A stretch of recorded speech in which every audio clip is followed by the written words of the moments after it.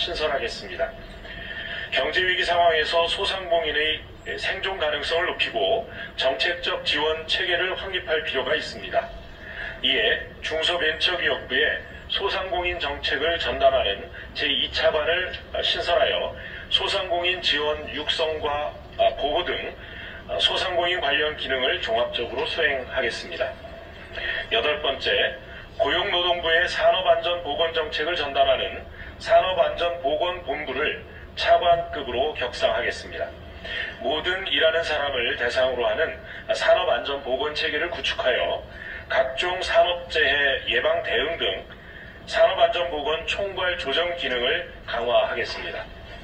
9번째, 국가통계의 총괄 조정 및 통계 데이터 관리 기능을 강화하기 위해 통계청을 국무총리 소속 국가데이터처로 승격하겠습니다. 인공지능 시대에 통계 및 공공, 민간 데이터를 아우르는 범정부 데이터 거버넌스를 확립하여 각종 통계와 데이터 연계 활용 기능을 강화하겠습니다. 10번째, 여성가족부를 성평등 가족부로 확대 개편하겠습니다. 성평등은 통합과 포용을 실현하기 위한 핵심 가치입니다.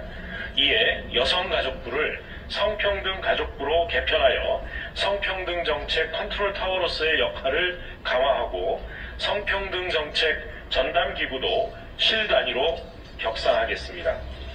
마지막으로 특허청을 국무총리 소속 지식재산처로 승격하겠습니다. 미래를 선도하는 산업혁신 기반을 마련하기 위해 다양한 분야의 지식재산을 통합 관리할 필요성이 증가하고 있습니다.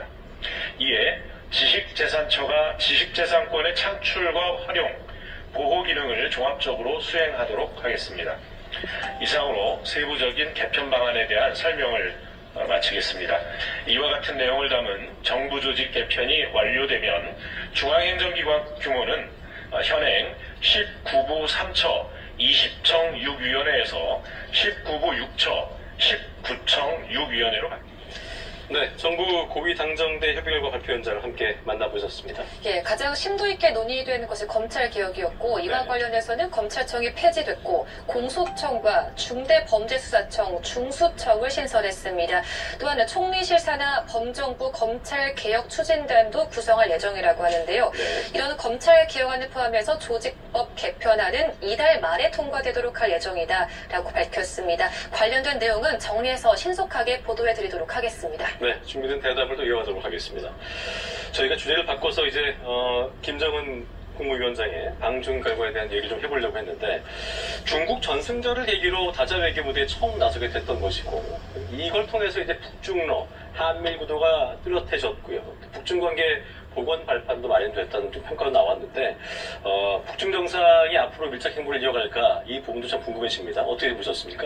네, 제일 큰 부분이 북중 관계 정상화죠. 네. 왜냐하면 이제 원래 북중이 구면 북러는 일도 안 됐거든요. 예. 근데 이제 러우 전쟁으로 인민군이 파병이 되고 무게중심이 급속하게 러시아로 달라졌잖아요. 예.